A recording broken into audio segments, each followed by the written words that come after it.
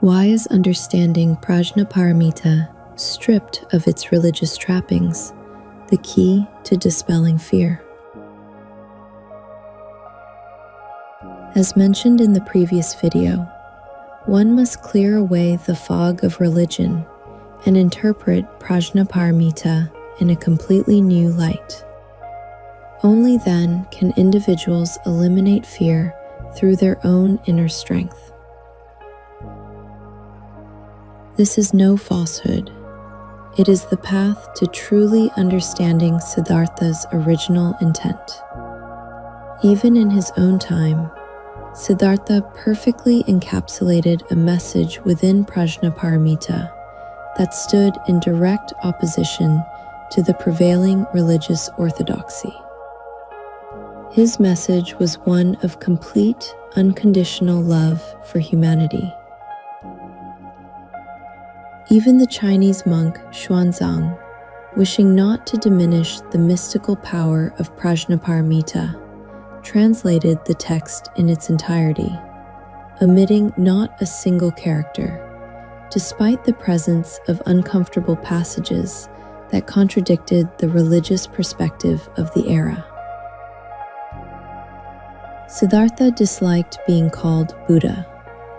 Prajnaparamita contains stern passages regarding this. It disparages the many figures known as Buddhas, asserting that even they must practice Prajnaparamita before they can truly begin to comprehend it. In fact, it is written that even ordinary people, those corresponding to the Bodhisattva, can eliminate fear and anxiety without any mental obstruction by practicing Prajnaparamita.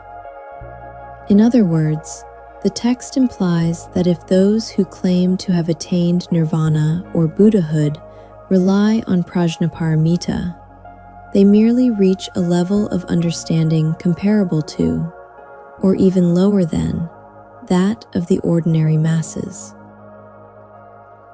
To put it another way, Siddhartha did not seek the title of Buddha for himself. Rather, the title was a label imposed by others, a mechanism intended to keep in check a man of great wisdom and logic who commanded a large following. Prajnaparamita clearly articulates a logic that transcends the constraints imposed by the religious establishment of the time. This is precisely why Prajnaparamita, Siddhartha's message, is not a religious doctrine. On the contrary, it stands in direct opposition to religion, offering a wise perspective on the human way of life and existence.